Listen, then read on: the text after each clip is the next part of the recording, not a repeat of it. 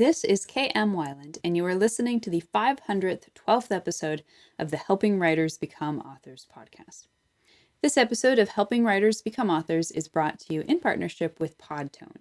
If you're a podcaster who's struggling or unsure about your recording quality, or if you need help editing, mixing, or mastering your podcast, you can visit the team who works with me every week at podtone.com or drop them an email at info@podtone.com to get started today. So, the big news this week, I have finished major edits on my upcoming book, Writing Your Stories theme. Yay! And only 2 weeks behind schedule. So, it's off on a short round of beta readers while I finish some other odds and ends, and then prep for diving into the first round of proofreading, and my favorite, or actually not really, brainstorming, subtitles, and back cover copy. Woohoo! Anyway, I'm pretty much on schedule for publication later this fall or early winter at the latest, so I'm pretty happy about that. And if you're interested in reading the book, you can stay tuned for more updates on that as we go. For now, I hope you enjoyed this week's episode, 4 Questions to Prevent Plot Holes. How peachy would the writing life be if we didn't have to prevent plot holes? Just imagine, you could write anything you wanted to and every single thing would make sense. No need to worry about the fact that your 2 awesome scenes actually don't make sense side by side. They get to be in the book simply because they're awesome and fun and you had a blast writing them. Alas, this is not the way of things. Unless you're writing what George Eliot rather wistfully referred to as homemade books with no readers to please other than yourself, you will eventually have to confront problems of logic that at times seem positively algebraic. As in the famous quote attributed to Tom Clancy, the difference between reality and fiction has to make sense. And here we thought we were writing fiction to escape reality. Plot holes, in a nutshell, are those lapses in a story world's logic when authors either bend their own rules or invent convenient new rules at the last minute in an attempt to explain away seeming incongruities. In a medium as complex as fiction, especially long-form fiction such as novels, it's little wonder plot holes are relatively common. Jack dying in the Atlantic, anyone. Sometimes stories are good enough in all other respects for audiences to forgive the lapses, even using them to spawn elaborate fan theories. Other times, plot holes are so problematic or even obviously contrived that emotionally invested audiences respond with downright anger. At any rate, we all recognize that a master storyteller is one who is capable of telling a complex story that sustains its own logic throughout, avoiding plot holes. This challenge, perhaps more than any other difficulty of writing fiction, is why we turn to tools such as story structure and theory to help us create cohesive and resonant story forms. But even when our story structure and character arcs are solid, we can still end up struggling with the particular logic of our own stories. This is true of stories set within and therefore confined by the real world, and ironically, perhaps even truer of speculative stories that offer the fun of creating their own rules of reality and the often strenuous logic of sticking to those rules. The longer and more complex a story, especially if it branches into a series, the more difficult this act can become. This is why TV shows often end up jumping the shark. If they're to sustain the characters and story world for multiple seasons, they may have to rewrite their own rules to try to keep the conflict fresh and the stakes high. The other significant difficulty of lengthy fiction, as I'm discovering in writing my first trilogy, is that when you don't know how the story will end, or even simply if you don't know some of the major events that will happen before the ending, you will not know how to properly set up your story's logical parameters in the beginning. And that, right there, is the recipe for plot holes. So whether you find yourself at the beginning of a new story, or trying to figure out why your current fictional effort seems to have gone off the rails, here are 4 questions you can ask to help identify, rectify, or prevent plot holes. Question number 1. Do you know your story's ending? The ending is in the beginning. This is the essence of narrative fiction. Exceptions inevitably end up feeling like my 5-year-old niece's idea of a hilarious joke, which goes something like this. Knock, knock. Who's there? Banana. Banana who? Banana knows. And this is where she dissolves into hysterical laughter. Now, there is a certain joy and realism to the and then type of episodic storytelling that throws one event after another onto the stage. But the effect eventually ends up feeling pointless and or ludicrous, which granted can be the point in some types of story. My niece's jokes are funny enough on their first outing just because she thinks they're so amusing. But by the time she gets to the 5th one, not so much. Story form, in general, is designed to make a point, to present a cohesive picture of life that, whether explicitly or implicitly, says something meaningful. And this only works when the story's beginning and ending are part of a whole. The beginning asks a question which the ending answers. The beginning sets up the pieces which will play out in the end. Indeed, entertainment aside, we could argue that the entire point of everything that happens in a story is to set up the pieces necessary for the climax to play out. In turn, this means the climax must play out in a way honoring to everything that has come before it. So if the climax is about noses, then the chapters leading up to this end had better be about noses, mouths, and eyebrows, not bananas. Too many stories meander through their first 2 acts only to do a sharp right-angle turn into a climax that at best seems patched on.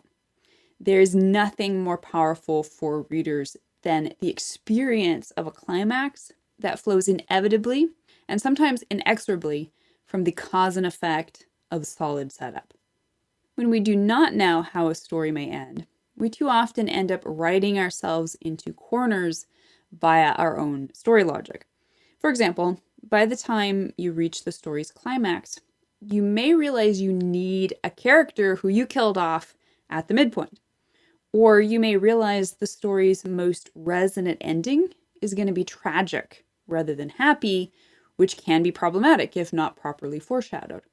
Or, if you're writing speculative fiction, you may realize your established story physics make it impossible for your fleet of spaceships to reach the climactic battle in time. Whoops. And sometimes this is unavoidable. As authors, we are not omniscient, even, or maybe especially, about our own stories. Revisions will almost always be necessary at some point in order to make sure every piece of the story works in unison. But the more we understand about how the story will end, the more likely we will be able to avoid writing ourselves into tricky corners. Question number 2. Do you have a purpose for every character, setting, POV, relationship, scene, etc.? No story avoids loose ends altogether. Indeed, those that do, or that try too obviously to do so, often lack verisimilitude because they feel too manufactured. It used to be the fashion to include an epilogue that spelled out the remainder of the characters' lives, but this robs the story of a sense of continuance. And at the very least, it's often beneficial when a few minor subplots are not completely resolved, so readers get a sense of the characters living on even after the story's ending. However, in order to create a story that leads solidly, inevitably, and even profoundly into its climax, every major piece within the story should be there because it contributes in some crucial way. This is true primarily in the sense that you want every piece to act as a catalyst, propelling the plot to its final end. But it is just as true on the deeper level of theme and symbol. If any particular story piece, whether a character, setting, POV, relationship, or scene, exists within the story without expanding upon the theme in some way, it is probably extraneous and perhaps even dead weight. This becomes more important the more emphasis you put on any particular piece. For example, if early chapters spend a lot of time detailing your protagonist's relationship with her mother, readers will anticipate this relationship is important to the story. If, however, the relationship does not figure in creating the climax, or worse, is never returned to at all, then the loose end becomes a plot hole. Readers were led to believe, even if just subconsciously, that the mother was important, and then she wasn't. This too can be tricky since we sometimes follow rabbit trails in early drafts without fully understanding where they will lead. When they end up leading nowhere, they can already be so deeply woven into the fabric of early chapters that removing them creates other lapses of logic or linearity. This is why it is so valuable to see characters and other story pieces as not just individual pieces, but as parts of a whole. So ask yourself, what archetypal role is this person, place, or thing playing within the overall story form? If it is a role already being filled by someone or something else, can this piece be deleted or combined? And is it necessary as a catalyst and/or a symbol? The tighter your understanding of your story in the beginning, the less likely you will create unnecessary pieces that end up going nowhere and creating plot holes. Question number 3. What is your antagonist's through line? We often forget about the antagonist. He's a plot device, the stereotypical bad guy whose primary story role is to get in the protagonist's way and create some fireworks in the final showdown. But if we don't understand the antagonist's motivations from the very beginning, we cannot set him up properly in the climax. And if we can't set up the antagonist in the climax, it won't matter how well we've set up the protagonist. This can be particularly challenging when you're dealing with an off-screen antagonist or with a big boss antagonist operating from a national or global level. If the antagonist is not the primary relationship character, and this often isn't the case, then the archetypal dynamic of the conflict can become tricky to represent in a cohesive and resonant way. Some of the worst plot holes arise because the antagonist is neglected until the climax, when he's suddenly supposed to show up and counterbalance the protagonist's thematic argument in a grand finale. Even more obviously, if the antagonist's motives or methods are phoned in, the story logic almost always suffers.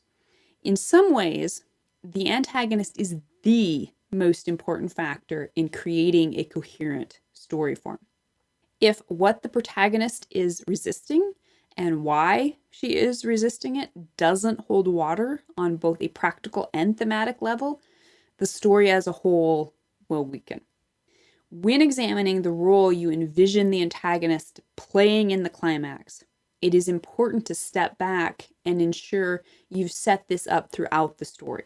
The stronger the antagonist's motivations and the more realistic his methods, the more powerful your story's final meaning.